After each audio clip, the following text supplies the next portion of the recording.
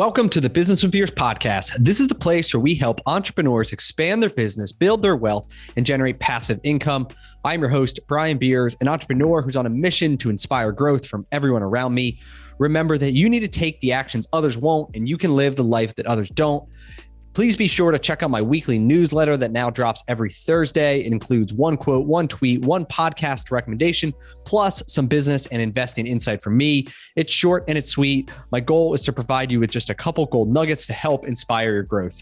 Go to brianbeers.com to subscribe. Hello, everyone. I'm excited today to bring you Dr. Lance Knaub, the best-selling author of The 4% Breakthrough and the founder of Denali Consulting. He helps entrepreneurs scale their business to avoid burnout and stay healthy to create valuable assets. Welcome to the show, Lance. Thank you. So excited to be here with you, Brian. Awesome.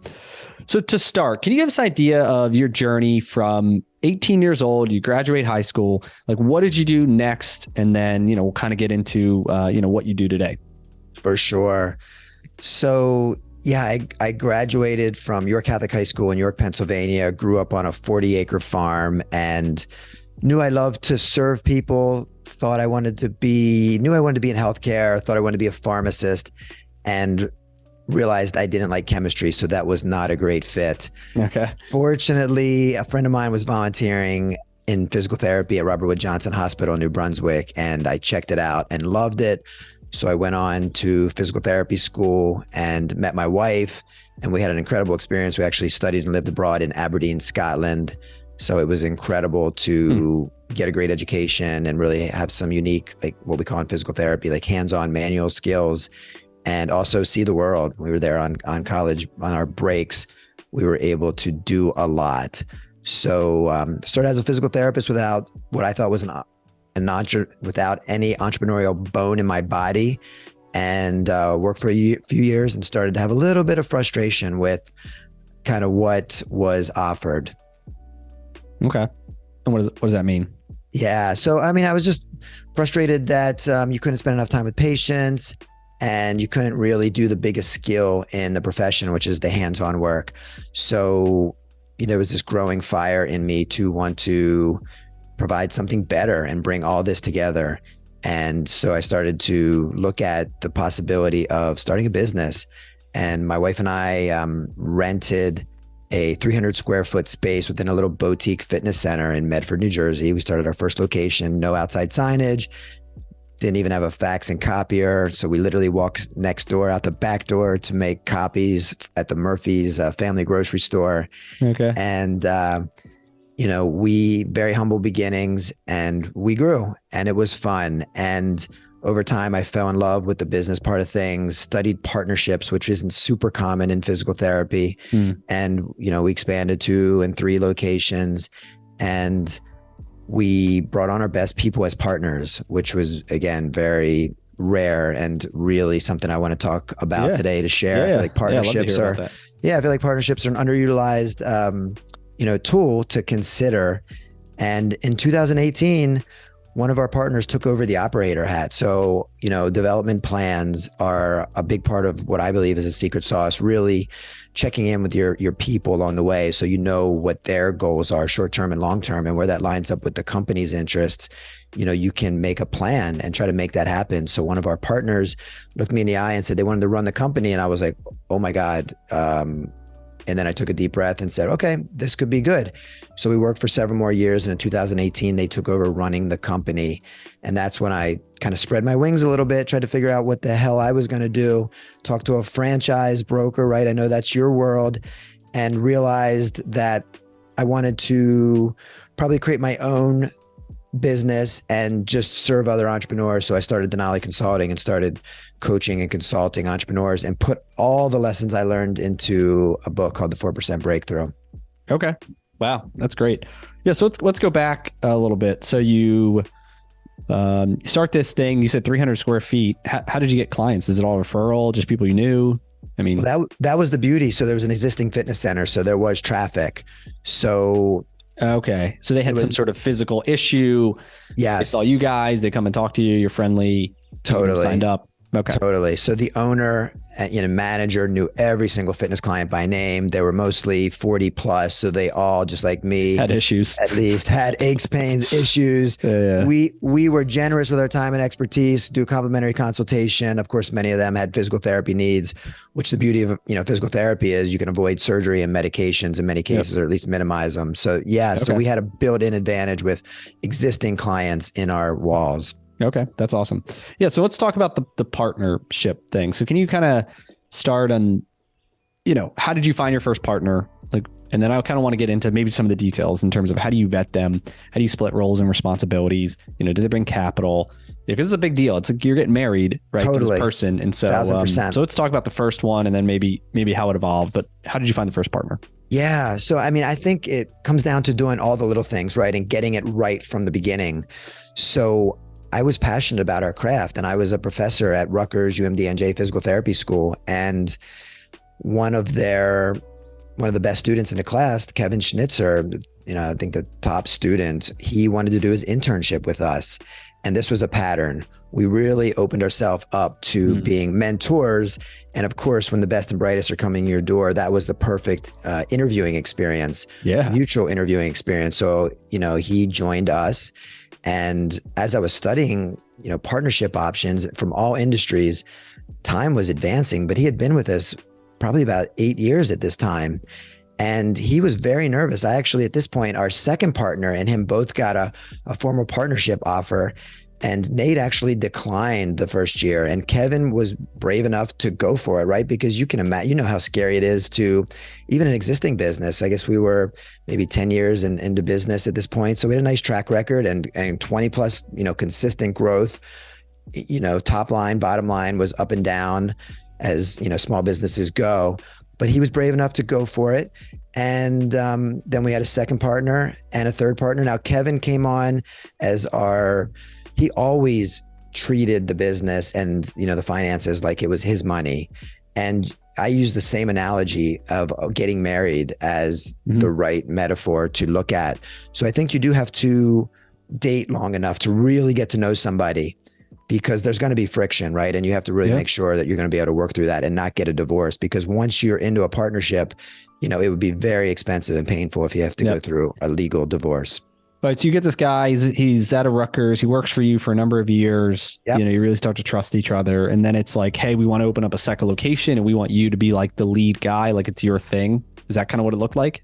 That is exactly what it looked like. He actually started our second office. It's like my wife, Jody, went over there for a few weeks. Then I went over there and built it up a little bit more. But then it was like, Kevin, are you ready to manage an office, start a new location? He's like, absolutely. And he went for it.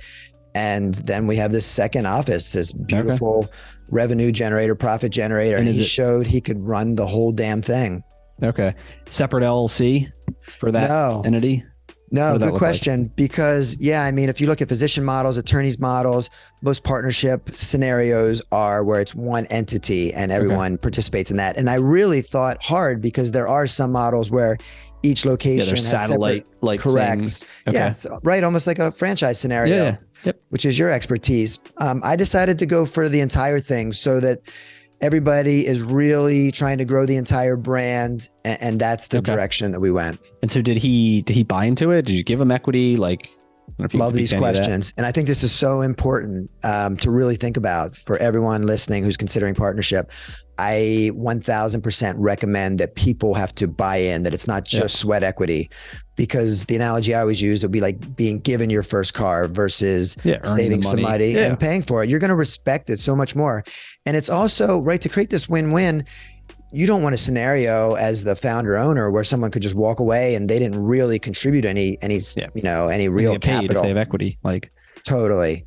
So I definitely recommend, balancing that with making it reasonable to get in, because really the beautiful part of this is as our partners came in, even with the buy-in, if we continued to grow at our forecasted rates, it'd be like buying a house. And I know you're a real estate expert, right? With our other GoBundance guys, it'd be like buying a house where it actually, generates enough money to pay the mortgage just through profit, plus give you additional cash flow. Yep.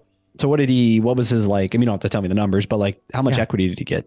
Yeah. Did he So buy I, in? I started with 5% for our partners. And then our partner who came on as the CEO, I wanted them to have bigger skin in the game. Yes. So I wanted it to be 10%, which was a bigger win for everybody, for both of us. He starts in, he gives you some cash, you determine some sort of valuation, probably not the valuation you'd sell it to, like an exit value, but like more of a book value type of thing. It sounds like you're a deal that makes sense for him kind of thing and makes sense for you. No. I recommend that people in all industries learn the valuation in their industry. Okay. So I went to the experts in 2004, James Glid Sr., and he told me physical therapy was 1.0 to 1.1 times revenue or 3 to 5 times EBITDA. Okay. So we started to value the business. Okay. And our accountant did teach us that there's a minority and marketability discount, which I think are 15% each. So it's pretty significant discount that people are getting to come in, but we used real values because then as part annually, we actually did a valuation. So in case somebody got sick, they moved or whatever, we would know how to handle that. And what was it? So it was 3 to 5 times EBITDA or 1 to 120 of sales. Yeah, 1 to 1.1 times revenue. And then over the years, physical therapy got a little hotter. So it went to 4 to 6 times EBITDA because, the average industry pre-COVID was like 3 to 5 times EBITDA. And then any industry any business that survived COVID, right? Private equity was out the wazoo just in the last couple of years with valuations. All right. So you got this guy, you determine a valuation that's whatever, 4x profit. So if it's, you know, $500K, you're saying the thing's worth $2 million, and then 5% of that is whatever, and then he gives you cash, right? And now he has like real 5%, not like phantom equity, but like real equity, 1,000%. right? He's getting a K1, all that stuff. Okay, and then through that profit, through those distributions, which we did annually, and we distributed, right? I know your audience of entrepreneurs will understand this.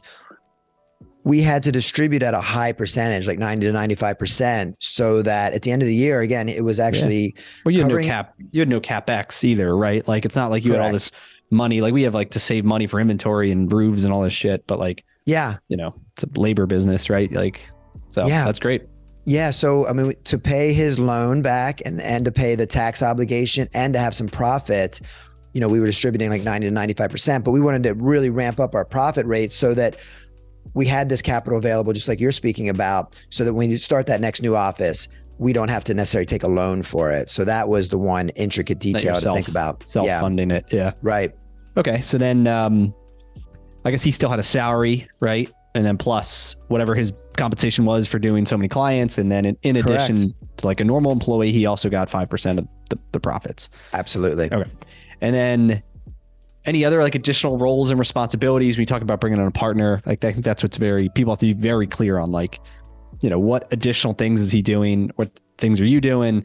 I think that's where it fights. It's like people have certain expectations of what should be done. And when expectations aren't met, that's when people clash. Right. Right. So did anything change when he writes that check in terms of like his role and his responsibility, or talk to me about that? Yeah. Well, I'm a big believer, as I mentioned, in everyone, being very clear with all the roles within an organization and people getting paid fairly and commensurate with those roles. So that was all of that. And that was already handled. And then additional owner responsibilities. Yeah, absolutely. We definitely, have additional responsibilities to be more involved in our marketing business planning, at least annually.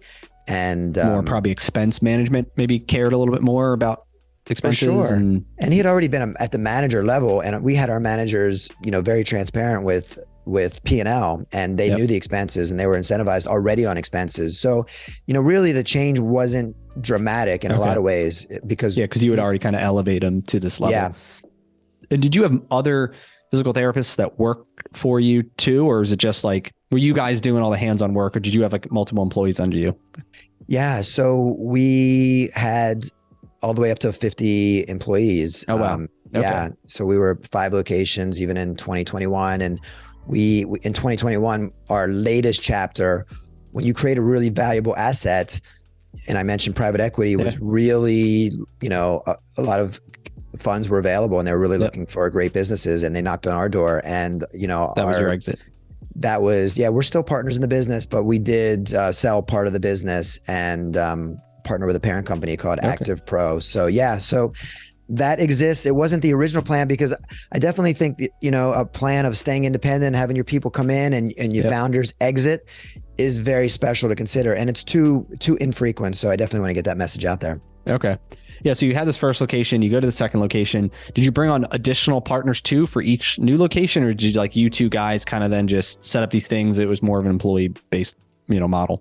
Yeah, it was employee based. And as we really had partnership quality people, it was just obvious that Nate Stelz was partnership caliber and quality. And he became a single location person, and then a 2 location, and then was our operations, and then wanted to be the CEO. And then Nick Nolan. We had people that were just phenomenal. And similar, they're buying in 5%, but at a higher valuation. Now the company's worth $3 million and they're putting 150 in. And the next guys, okay. Yep.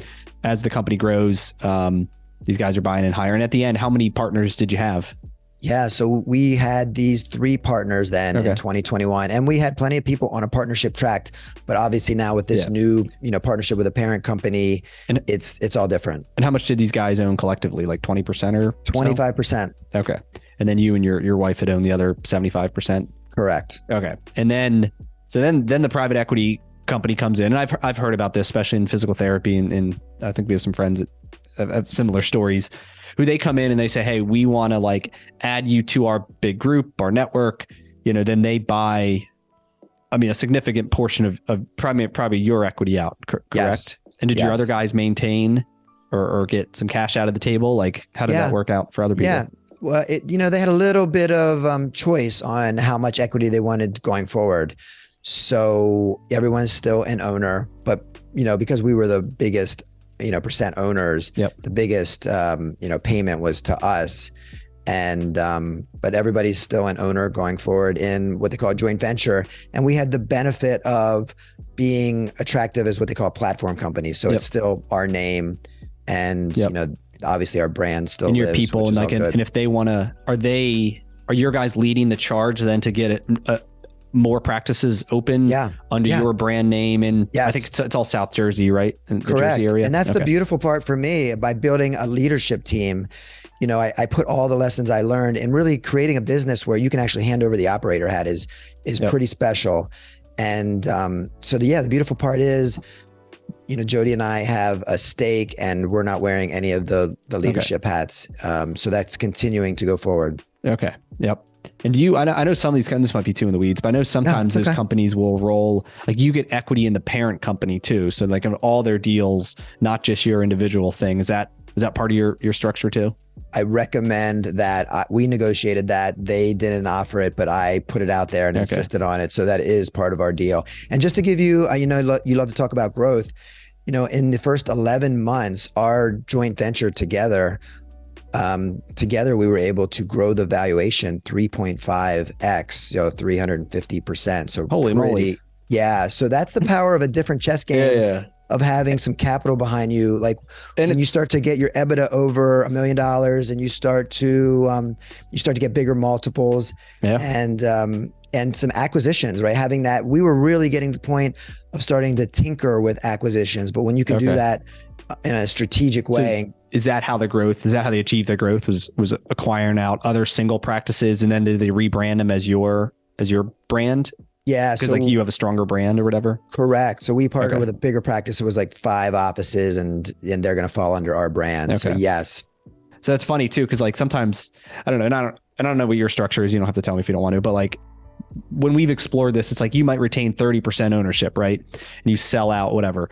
But then if the valuation grows by, 3.5 times, now your valuation is kind of 100%, right? So it's 30 times 3.5. So it's basically you didn't lose, you sold it, you took all this money off the table. Yeah. But the thing is, you still have whatever $1 million of equity tied up in this thing. Yeah. Because of the growth. And so that's how private equities create value, right? Is that they're doing this consolidation effort, and they can grow it, faster and quicker than you can do it on your own. That's why someone does it, right? Totally. And they're going to, our agreement is to have distributions on a quarterly basis. So we are still getting the benefit of cash flow and cash flow plus increase in valuation. And correct. Most of these guys, they consolidate even more, and then they'll flip it to the next private equity company in 5-7 years, and you kind of get more chips off the table, right? And it just kind of cycles. So absolutely.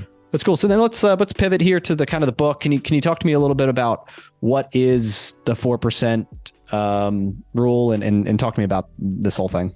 Sure. And, connecting to the 4% breakthrough book, the one additional part of things is they were good listeners with the company we partnered with. And they realized at that point, I was passionate about serving other entrepreneurs and leaders and coaching. So we worked out as part of our agreement for me to coach the organization. I'm coaching the CEO, the COO, the regional directors. Okay. And of the private equity of this new parent company. Correct. Okay. Correct. So, as most, entrepreneurs and small businesses fail, at a high percentage, right? So according to Michael Gerber, 80% fail in 5 years.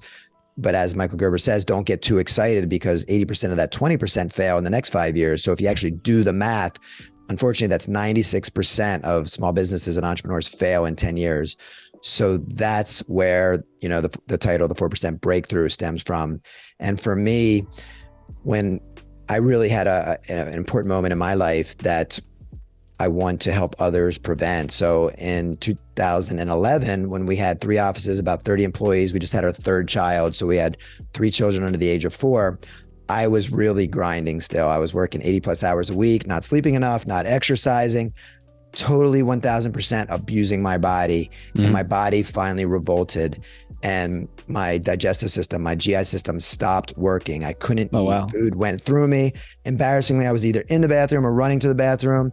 Not a good way to, when you're wearing all the hats, treating patients and leading the team, wearing all the leadership hats to operate. But fortunately, I was able to, pick myself up.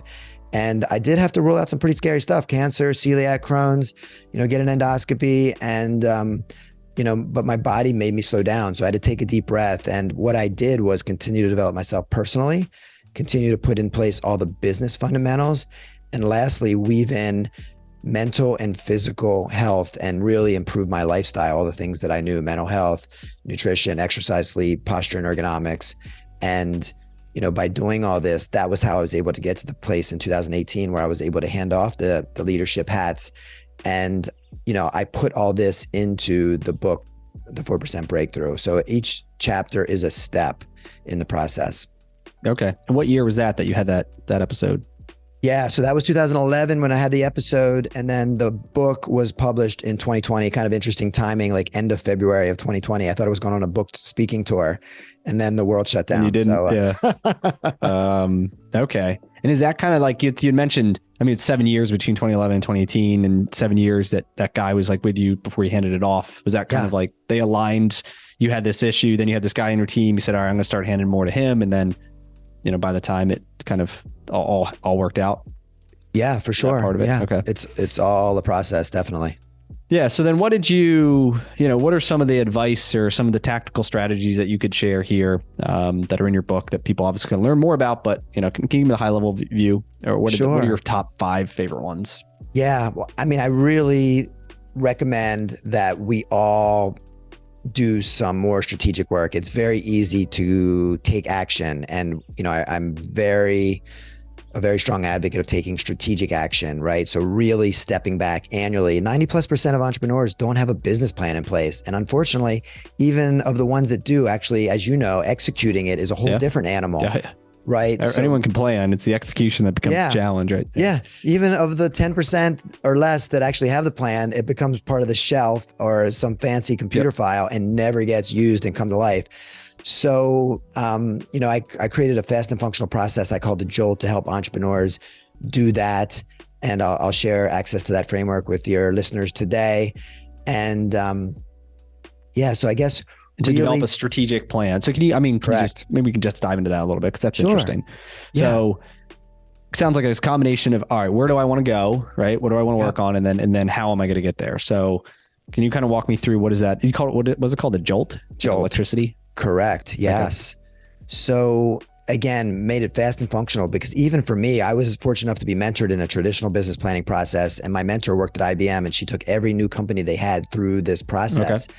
And she had 6 months, a year, 18 months.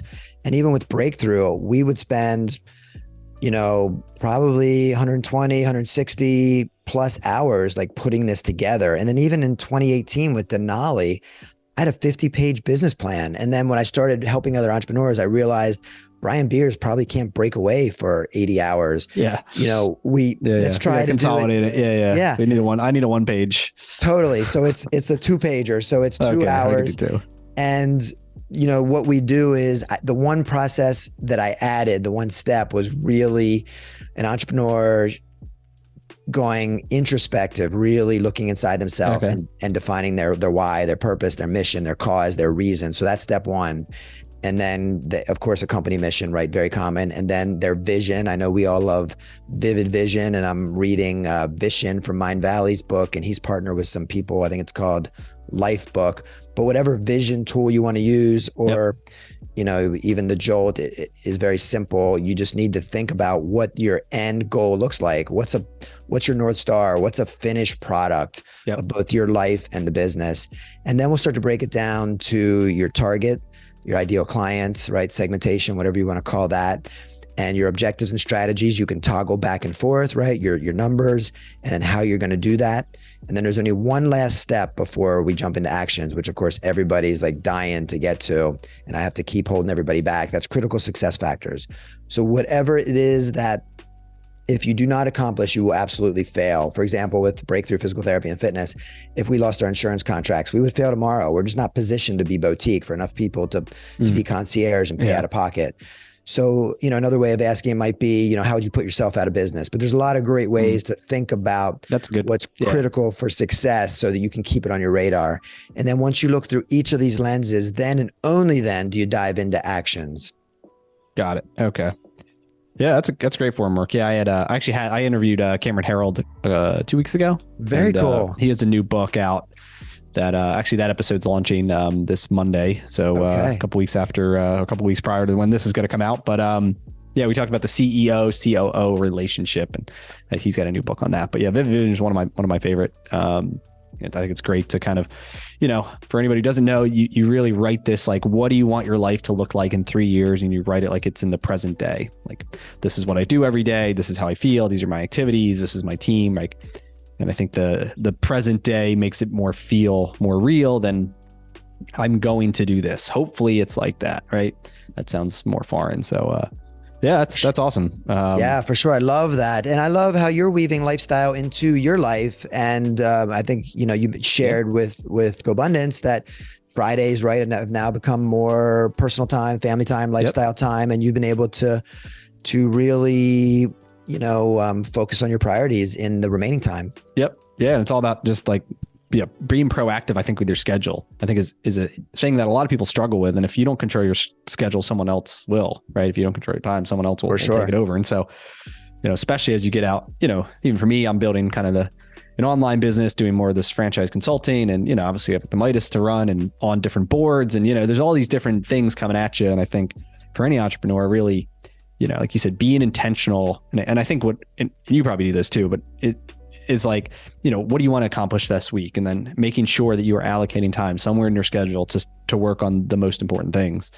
Because if you don't, then you will never find the time. So absolutely. Yeah. So really doing that annual plan and then backing it up into a month and a week and a day. And I don't think it has to be outrageous. I think it should probably be 10% or less of your time doing the strategic work. You still need to take the actions, but you just can't stand on the mountaintop all day, but you can't be in the trenches all day either. You will be guaranteed to fail. Yep. So can you share then with me, for your kind of Denali Consulting, what does this plan look like for you in 2023?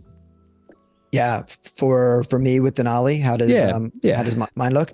Yeah. So I've got a plan I've kind of got conservative growth numbers and some aggressive growth numbers to really 500% grow the business. But conservatively, I'm going to grow 40%. And last year I grew 30%. Okay. So I'm really excited to do that with continuing to support people through private coaching, which I love doing, but obviously there'll be a max on that. Yep. And probably need to do more masterminds and group coaching, which have more scalability. Totally. And I'm really starting to do some more speaking. And I've done 3 keynote speaking events at the end of the year last year, and working on a TEDx talk. So speaking will be a part of a big part of your strategy. Okay. And then what's strategy. Your, who's like the ideal client? Like, yeah. So my ideal client is an entrepreneur with a 6-figure business who's really feeling overwhelmed, overstressed, feeling like they might be burning out, or already burnt out, and they want to take their business. They want to have a 7-figure business where they actually can get paid along the way, make payroll, not struggle with cash flow, get paid commensurate for their position.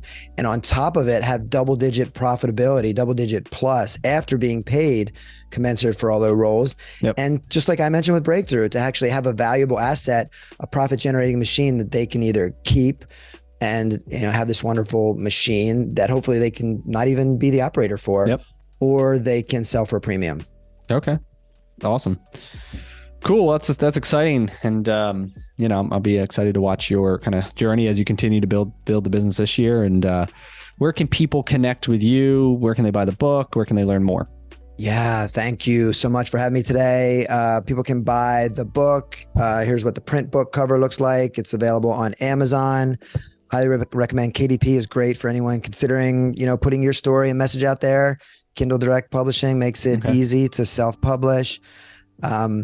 If you'd like the Jolt framework that I mentioned, you can go to denaliconsultingteam.com/strategy, and you'll get the framework. And for the real action takers, if you email me at Dr. Lance Knaub at the Denali Consulting Team, I will gladly do a complimentary call to help fill in the gaps, a 20-minute call to work on your mission, your company mission, and your vision, your high-level work.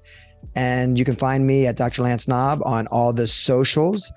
I also have some other resources for entrepreneurs. I have a private Facebook group with 300 plus entrepreneurs called the 4% Breakthrough, where you can actually promote the ways you serve other entrepreneurs, which is very rare in groups. I do a weekly room in Clubhouse. Brian, we'll have to get you on there. Yeah. We feature an entrepreneur for a full hour. It's called the hot seat, but really we focus on someone and whatever their biggest challenges and pain points are. I've got my inner circle, and the expert panel is amazing. And we just serve you and give you our best insight. So that's where you can find me. And appreciate the opportunity. Awesome.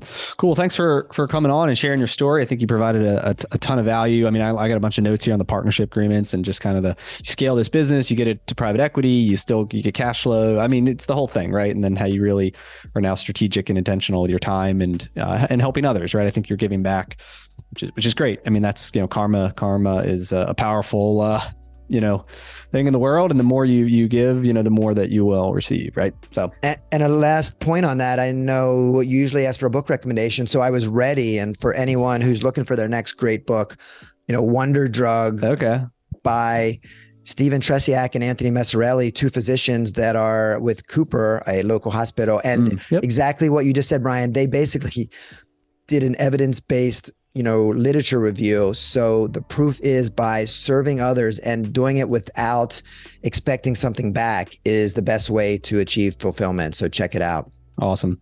Cool. Thanks again for coming on, and have a great day.